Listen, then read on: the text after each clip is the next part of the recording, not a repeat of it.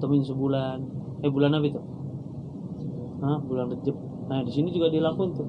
Intinya habaib kita sudah bikin tuh semuanya tuh. Intinya sekolahannya sudah dirapiin semua. Wa tashihiha bil ikhlasi minasyawaib wal afat, dan selalu memperbaikinya daripada kotoran-kotoran dengan kita selalu ikhlas sama Allah Subhanahu wa taala. Wa tathhirul qalb min kulli khuluqin dani, dan selalu mensucikan hati kita daripada akhlak-akhlak yang buruk.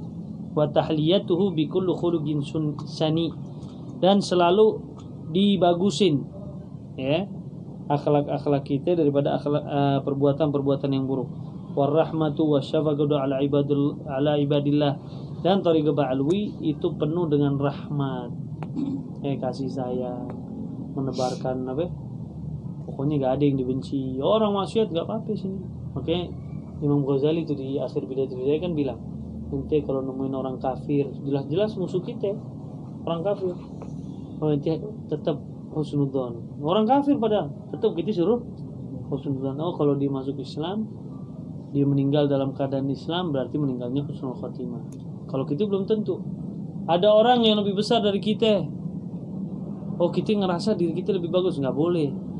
Itu orang mungkin lebih kenal Allah duluan daripada ente, karena dia lebih tua. Ada orang lebih kecil dari kita pasti beranggapan apa? Enggak, anak lebih mulia dari dia. Nggak boleh. Kenapa? Karena ini anak baru lahir, dosanya belum ada, tapi ente banyak dosa.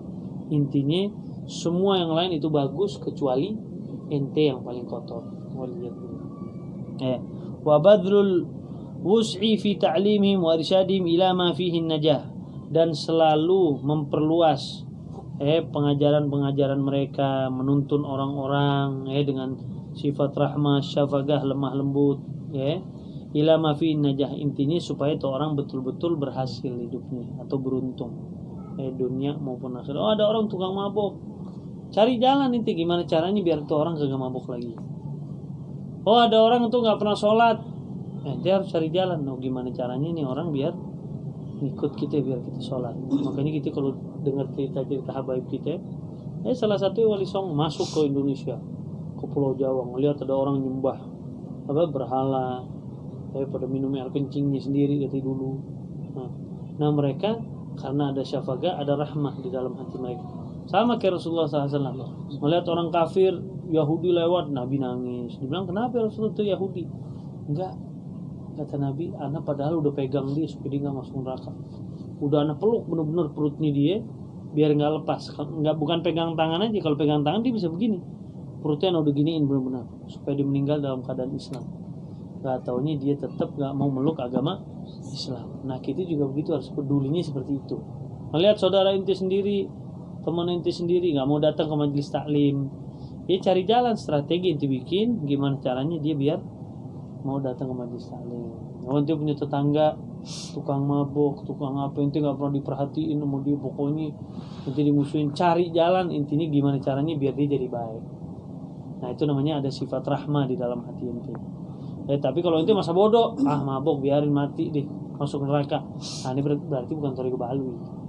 Thariqah ba'alwi selalu mengajak orang supaya diberuntung hidupnya dunia atau akhirat tanpa pamrih, tanpa ada pamrih, harus ada ikhlas. Wa tawarru' 'anil haram wasyubahat, dan selalu tawarru' itu jaga-jaga, punya sifat waro' daripada hal yang haram ataupun syubhah.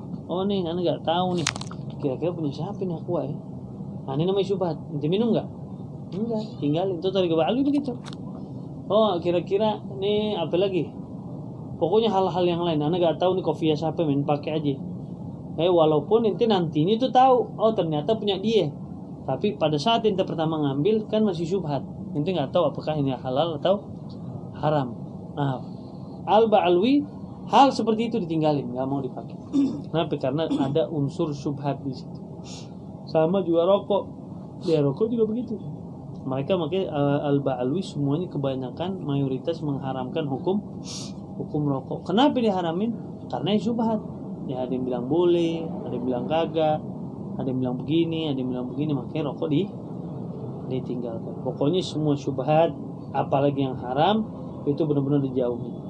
wa tagallulu minal mubahati wasyahwat, bahkan hal-hal yang mubah dan syahwat-syahwat yang diperbolehkan aja mereka dikit, makanya namanya zuhud. Ente halal nih, ente makan nasi sehari 2 piring, boleh nggak? Boleh, orang punya ente makanan boleh nggak? Boleh, tapi mereka zuhud. Makanan yang bisa bertiga, kenapa yang makan sendiri? Enggak, kasih yang lain makan dikit aja. Itu demi zuhud. Dia mengurangi sesuatu yang halal. Tapi kalau warok, sesuatu yang haram benar-benar dia ngejaga atau syubhat. Tapi kalau yang namanya zuhud adalah sesuatu yang betul-betul halal tapi dikurangi nama dia. Ana bisa beli baju 10. Enggak, ana beli 10, 9 ana kasih orang, misalnya satu ana pakai. Nah, itu namanya zuhud. Atau misalnya ana punya makanan satu, ana enggak mau makan sendiri, ana mau makannya berdua. Ana mau makan bertiga. Makanya Nabi bilang apa? Ta'amul itsnain kafi tsalatsa.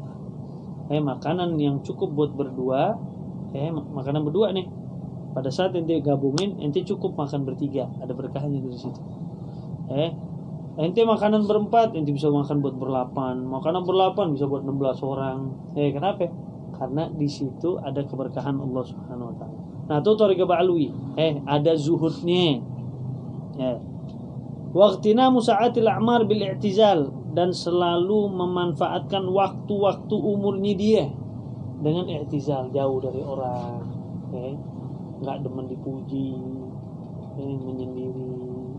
Tawadu, demen zikir sama Allah Subhanahu wa taala. Kenapa? Karena makin ngumpul sama orang makin banyak dosa. Gitu kalau ngumpul kelamaan. Misalnya ngomong baik, kalau kenamaan lama-lama ngapain? Ngomongin orang.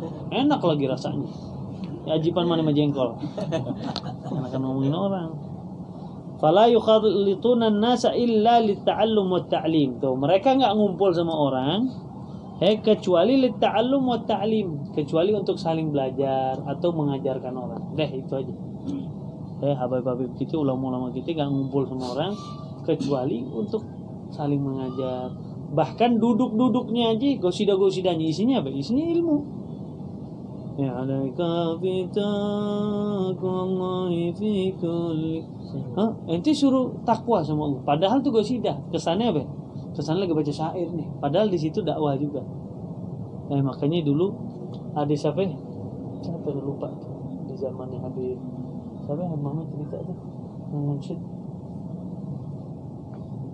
munsyid ya Allah, siapa tukang qasidah tuh kalau nggak salah Habib Abu Bakar Al-Attas atau siapa.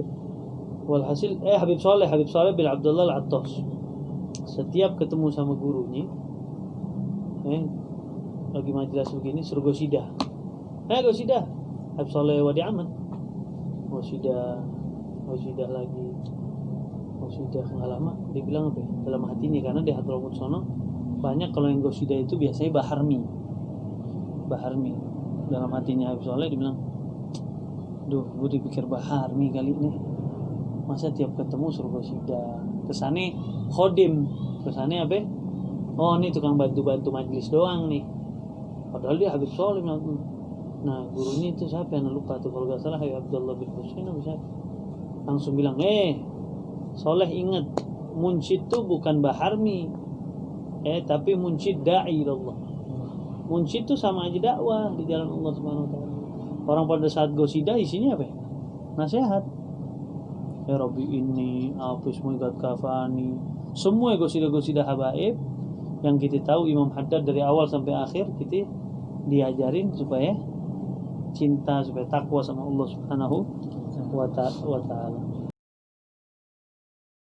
Terima kasih yang sudah nonton video ini. Silahkan subscribe dan tekan tombol loncengnya. Sampai jumpa di video selanjutnya.